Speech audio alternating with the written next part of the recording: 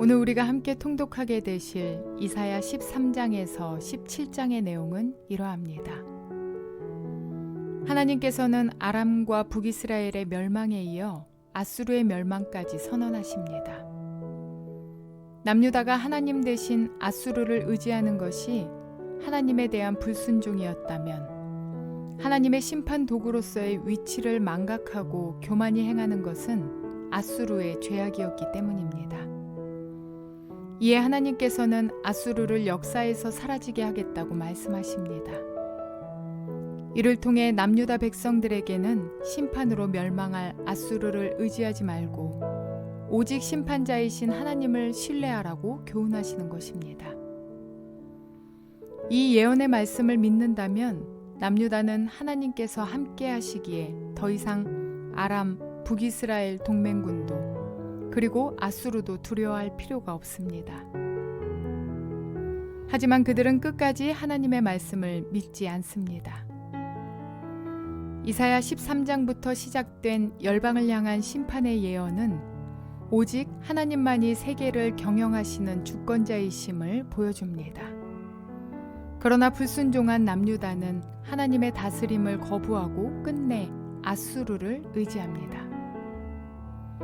남유다의 요청으로 전쟁의 명분을 얻은 아수르는 마치 정의의 사자라도 된 것처럼 북이스라엘과 아람을 정복합니다.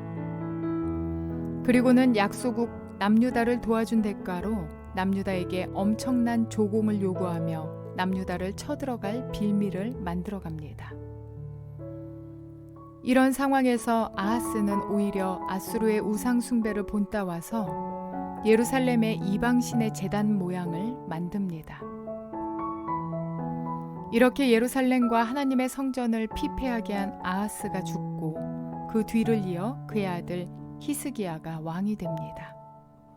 이러한 내용들을 기억하셔서 통독에 도움이 되시기를 바랍니다.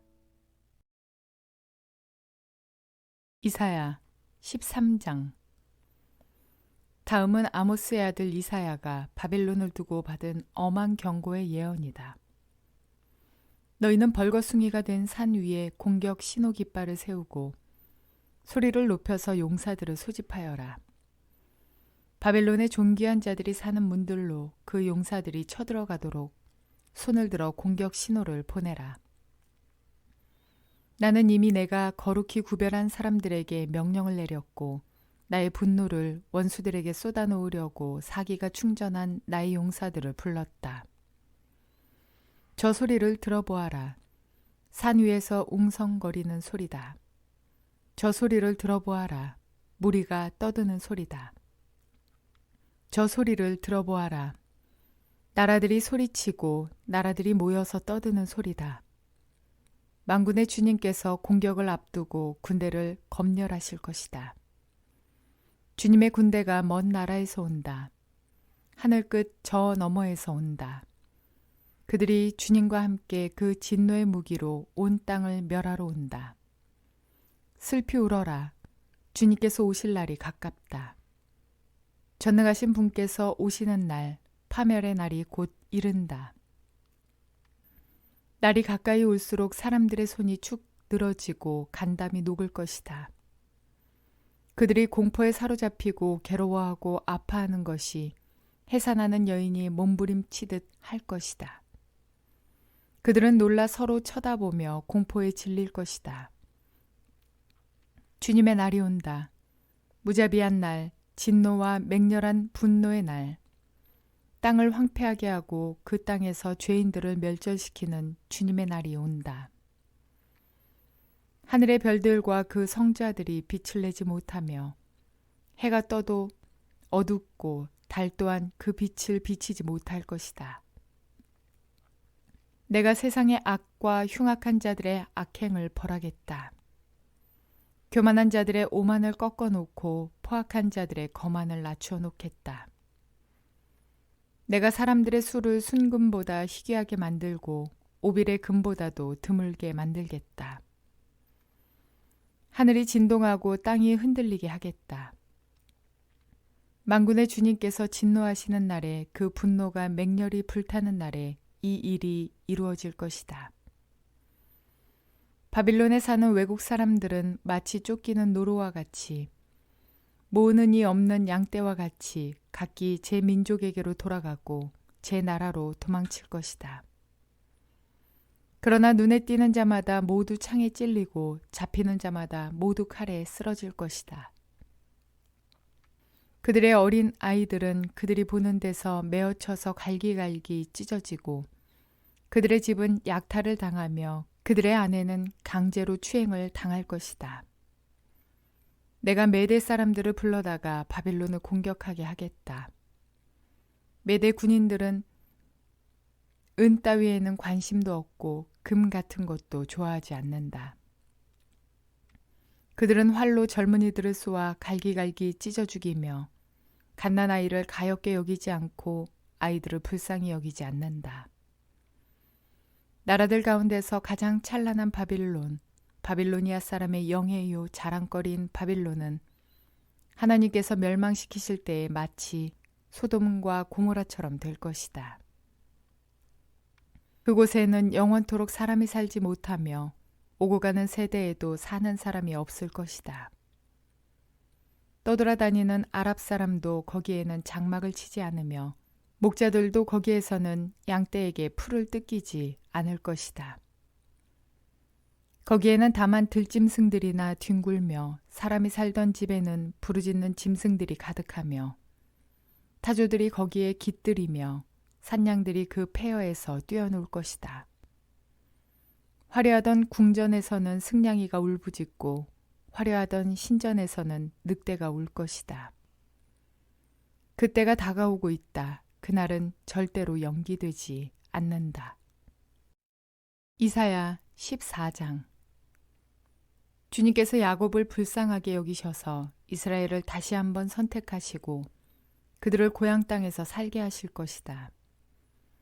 그때 외국 사람들도 그들에게 와서 야곱의 결례와 함께 살 것이다. 여러 민족이 이스라엘 사람의 귀향을 도울 것이며 이스라엘 백성은 주님께서 주신 땅에서 외국 사람을 남종과 여종으로 부릴 것이다. 이스라엘은 자기들을 사로잡았던 자들을 사로잡고 자기들을 억누르던 자들을 다스릴 것이다. 주님께서 너희에게서 고통과 불안을 없애주시고 강제 노동에서 벗어나서 안식하게 하실 때에 너희는 바빌론 왕을 조롱하는 이런 노래를 부를 것이다. 웬일이냐, 폭군이 꼬꾸라지다니, 그의 분노가 그치다니. 주님께서 악한 통치자의 권세를 꺾으셨구나. 악한 통치자의 지팡이를 꺾으셨구나. 화를 내며 백성들을 억누르고 또 억눌러 억압을 그칠 줄 모르더니 정복한 민족들을 억압해도 막을 사람이 없더니 마침내 온 세상이 안식과 평화를 누리게 되었구나. 모두들 기뻐하며 노래 부른다. 향나무와 레바논의 백향목도 네가 망한 것을 보고 이르기를 네가 엎어졌으니 이제는 우리를 베러 올라올 자가 없겠구나 하며 기뻐한다. 땅 밑의 수월이 네가 오는 것을 반겨 맞으려고 들떠 있고 죽어서 거기에 잠든 세상 모든 통치자들의 망령을 깨우며 한때 세상을 주름잡던 그 왕들을 깨운다. 그 망령들이 너에게 한마디씩 할 것이다. 너도 별 수 없이 우리처럼 무력해졌구나. 우리와 똑같은 신세가 되었구나. 너의 영화가 너의 검은 곳 소리와 함께 스올로 떨어졌으니 구더기를 요로 깔고 지렁이를 이불로 덮고 있구나. 웬일이냐 너 아침의 아들 새벽별아. 네가 하늘에서 떨어지다니 민족들을 짓밟아 맥도 못 추게 하던 네가 통나무처럼 찍혀서 땅바닥에 나뒹굴다니. 네가 평소에 늘 장담하더니 내가 가장 높은 하늘로 올라가겠다. 하나님의 별들보다 더 높은 곳에 나의 보좌를 두고 저 멀리 북쪽 끝에 있는 산 위에 신들이 모여있는 그 산 위에 자리 잡고 앉겠다. 내가 저 구름 위에 올라가서 가장 높으신 분과 같아지겠다 하더니 그렇게 말하던 네가 스올로 땅 밑 구덩이에서도 맨 밑바닥으로 떨어졌구나. 너를 보는 사람마다 한때 왕노릇하던 너를 두고 생각에 잠길 것이다. 이제가 바로 세상을 뒤흔들고 여러 나라들을 떨게 하며 땅을 황폐하게 만들며 성읍을 파괴하며 사로잡힌 사람들을 제 나라로 돌려보내지 않던 그자인가 할 것이다. 다른 나라의 왕들은 모두 화려한 무덤에 누워 있는데 너는 무덤도 없이 오물처럼 버려져 칼에 찔려 죽은 군인들의 시체 더미 밑에 깔려 있다가 지하세계의 밑바닥으로 내려갈 것이다. 너의 시체를 사람들이 짓밟을 것이다. 네가 너의 나라를 황폐하게 하고 너의 백성을 죽였으니 너는 왕들과 함께 묻히지 못할 것이다. 너의 자손도 이 세상에서 살아남지 못할 것이다. 사람들아, 조상들의 죄를 물어야 하니 그 자손을 학살할 준비를 하여라. 그들이 일어나 땅을 차지하지 못하도록 막아라. 그들이 이 땅 위에 성읍의 기초를 놓지 못하도록 막아라. 만군의 주님께서 말씀하신다. 내가 일어나 바빌론을 치겠다. 내가 바빌론을 멸하겠다. 그 명성도 없애고 살아남아서 바빌론의 이름을 이어갈 자도 하나도 남기지 않고 멸종시키겠다. 주님께서 하신 말씀이다. 또 내가 그 도성 바빌론을 고슴도치의 거처가 되게 하고 물 웅덩이로 만들며 멸망의 빗자루로 말끔히 쓸어버리겠다. 만군의 주님께서 하신 말씀이다. 만군의 주님께서 맹세하여 말씀하신다. 내가 계획한 것을 그대로 실행하며 내가 뜻한 것을 그대로 이루겠다. 내가 나의 땅에서 아시리아 사람들을 으스러뜨리고 나의 산 위에서 그들을 밟아버리겠다. 그들이 나의 백성에게 메운 멍에를 내가 벗겨주겠다. 그가 씌운 멍에가 그들에게서 벗겨지고 그가 지은 짐이 그들의 어깨에서 벗겨질 것이다. 이것이 주님께서 온 세계를 보시고 세우신 계획이다. 주님께서 모든 민족을 심판하시려고 팔을 펴셨다. 만군의 주님께서 계획하셨는데 누가 감히 그것을 못하게 하겠느냐. 심판하시려고 팔을 펴셨는데 누가 그 팔을 막겠느냐. 아하스 왕이 죽던 해에 주님께서 다음과 같은 경고의 말씀을 하셨다. 모든 블레셋 사람들아, 너를 치던 몽둥이가 부러졌다고 기뻐하지 말아라. 뱀이 죽은 자리에서 독사가 나오기도 하고 그것이 낳은 알이 날아다니는 불뱀이 되기도 한다. 나의 땅에서는 가난한 사람들이 배불리 먹고 불쌍한 사람들이 평안히 누워 쉴 것이다. 그러나 내가 너희 블레셋 사람을 모조리 굶어 죽게 하고 너희 가운데서 남은 자는 내가 칼에 죽게 하겠다. 성문아 슬피 울어라. 성읍아 울부짖어라. 너 블레셋아 노가 없어져라. 북쪽에서부터 강한 군대가 진군하여 올 것이니 너희 군인 가운데서 그것을 피하여 벗어날 자가 없을 것이다. 블레셋 특사들에게는 무엇이라고 답변할 것인가? 주님께서 시온을 세우셨으니 고통당하던 그의 백성이 그리로 피한다 하고 답변하여라. 이사야 15장. 이것은 모압을 두고 내리신 엄한 경고의 말씀이다. 알이 망하는 그 밤에 모압이 망한다. 길이 망하는 그 밤에 모압이 망한다. 바잇과 디본 사람들이 산당에 올라가 통곡하고 모압 사람들이 느보와 메드바의 멸망을 보고 통곡한다. 모두 머리를 밀고 수염을 깎는다.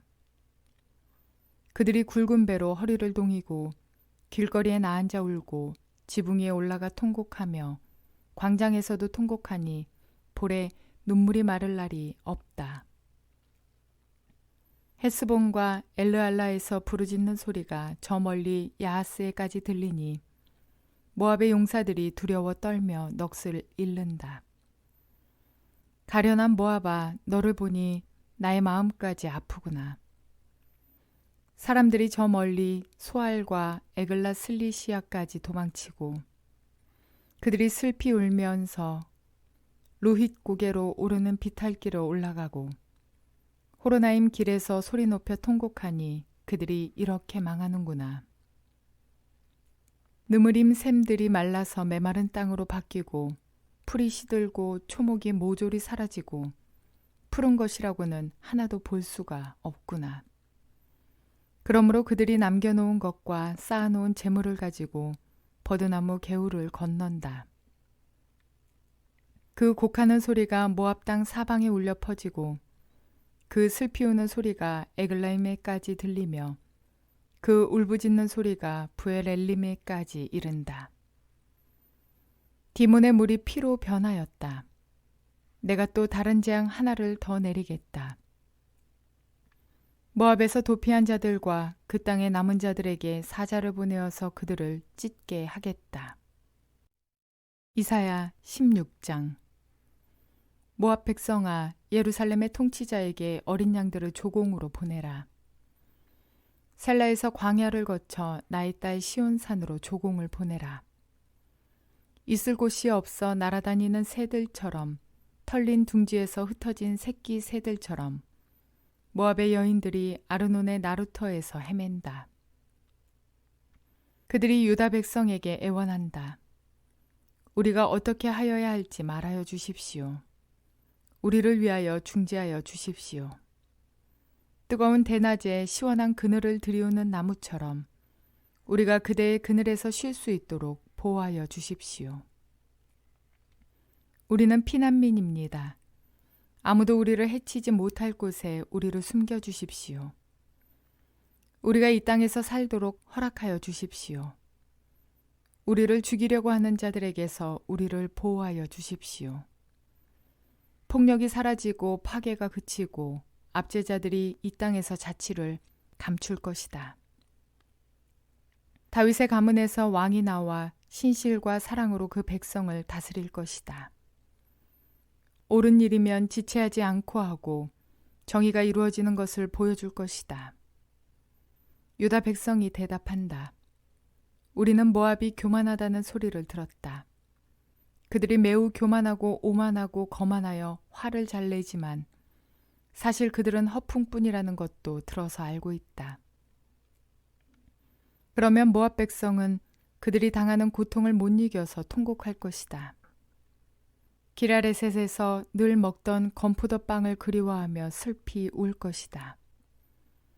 헤스본의 밭과 신마의 포도원이 황무지가 되다니 여러 나라의 군주들이 즐겨 마시던 포도주의 산지가 아니던가. 한때는 포도나무 가지가 저 멀리 야스엘에까지 뻗어나가고 동쪽으로는 광야에까지 퍼쳐나가고 서쪽으로는 그 싹이 자라서 사해 너머로까지 뻗어가더니 야스엘이 울듯이 내가 통곡한다. 말라 비틀어진 신마의 포도나무를 두고 통곡한다. 헤스보나 엘르알레야, 나의 눈물이 너를 적신다. 여름과일과 농작물을 거두는 너의 흥겨운 소리가 너에게서 그쳤구나. 이제 기름진 밭에서 기쁨도 사라지고 즐거움도 사라졌다. 포도원에서 노랫소리가 나지 않고 기뻐 떠드는 소리도 나지 않고 포도주 틀에는 포도를 밟는 사람도 없다. 내가 그 흥겨운 소리를 그치게 하였다. 모압을 생각하니 나의 심장이 수금줄이 튀듯 떨리고 길랄레셋을 생각하니 나의 창자가 뒤틀린다.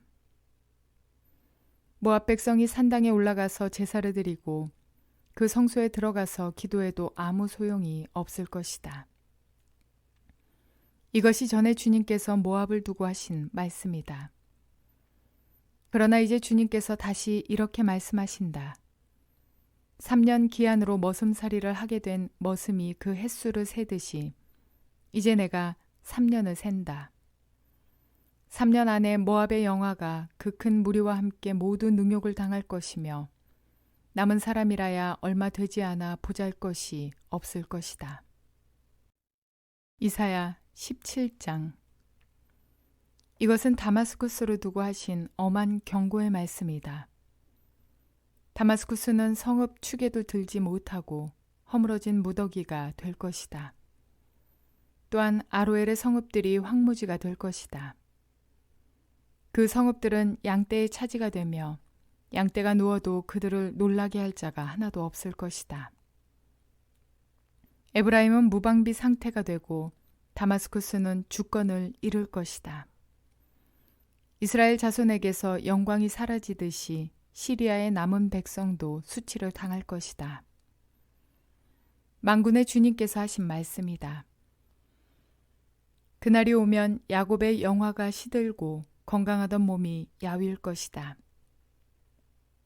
그들은 곡식을 거두고 난 텅 빈 들처럼 될 것이다. 곡식을 거두는 자가 곡식을 다 거두어 버린 그 들판, 사람들이 이삭마저 다 줍고 내버린 그 들판, 이삭을 다 줍고 난 르바임 들판처럼 될 것이다. 그들은 열매를 따고 난 올리브 나무처럼 될 것이다.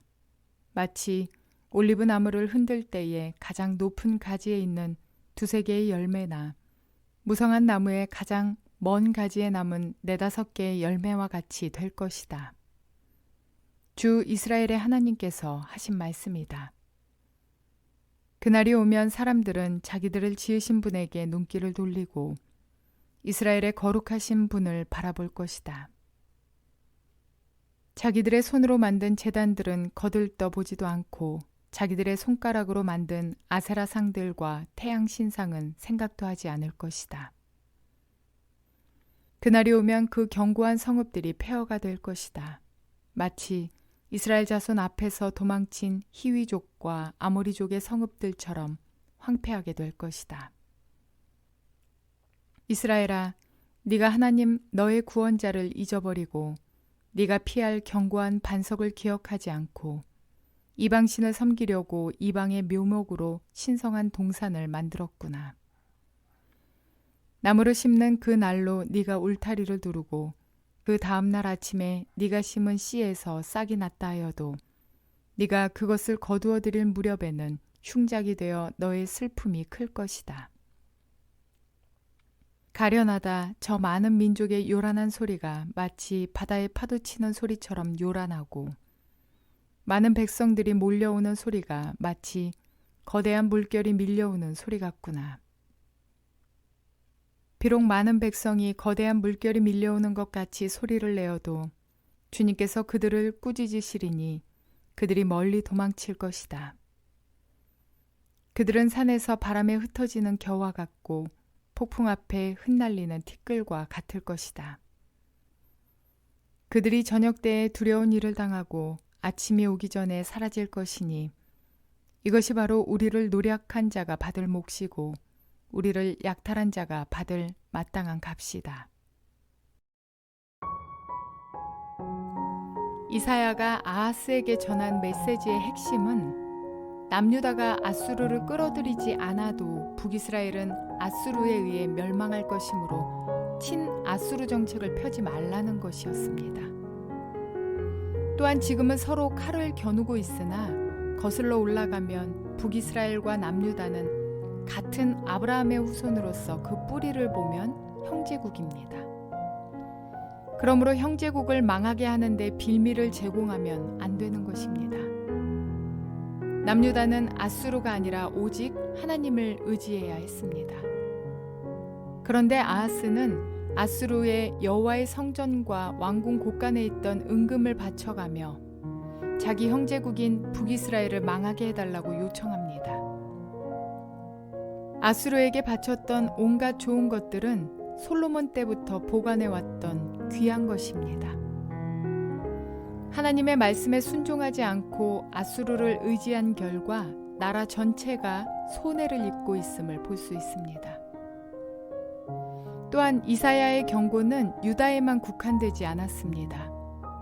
바벨론, 블레셋, 모압, 다메섹 역시 하나님의 경고의 대상이 되고 있습니다. 그 심판이 어찌나 큰지 사방에 퍼지는 곡성을 들으며 이사야가 그들을 동정할 정도였습니다. 그러나 이 나라들은 하나님 앞에 행한 일로 인해서 자신들에게 임할 진노를 피하지 못하게 됩니다. 하나님은 사랑의 하나님이시지만 동시에 공의의 하나님이시기 때문입니다.